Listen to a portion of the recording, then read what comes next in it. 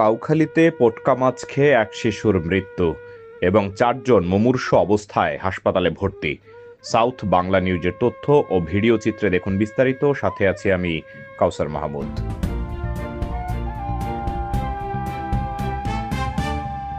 পিরোজপুরের কাউখালীতে বিষাক্ত পটকা মাছ খেয়ে এক শিশুর মৃত্যু হয়েছে এবং একই পরিবারের ৪ জনকে মুমূর্ষু অবস্থায় বরিশাল শেরেবাংলা মেডিকেল কলেজ হাসপাতালে ভর্তি করা হয়েছে।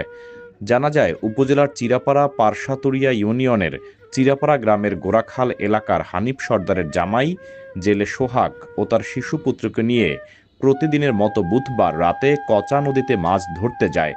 এ সময় তাদের জালে অন্যান্য মাছের সাথে আধা কেজি ওজনের একটি বিষাক্ত পটকা মাছ ধরা পড়ে।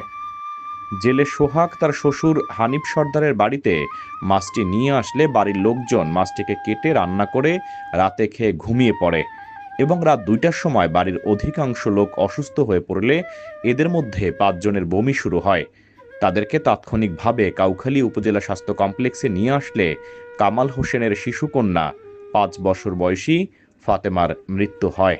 অন্য ৪ জন সোহাগের স্ত্রী শিখা বেগম বয়স ২০ বছর, কামাল হোসেনের স্ত্রী সাবিনা বেগম বয়স ২৫ বছর, হানিফ সর্দারের স্ত্রী আকলিমা বেগম বয়স ৫৩ বছর এবং হানিফ সর্দারের মেয়ে সুমনা আক্তার বয়স ১৩ বছর।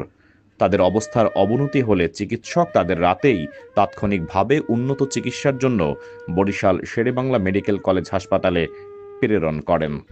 এ ব্যাপারে উপজেলা স্বাস্থ্য ও পরিবার পরিকল্পনা কর্মকর্তা ডাক্তার ইশতিয়াক আহমেদ জানান, শিশুটি হাসপাতালে নিয়ে আসার আগেই মারা গেছে।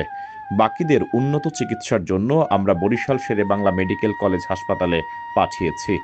ঘটনার সত্যতা নিশ্চিত করে চিরাপাড়া পারসাতুরিয়া ইউনিয়নের চেয়ারম্যান লাইকুজ্জামান মিন্টু জানান, রাতে বিষাক্ত পটকা মাছ খেয়ে একই পরিবারের ৫ জন অসুস্থ হয়ে পড়লে এর ভেতরে একটি শিশু মারা যায়।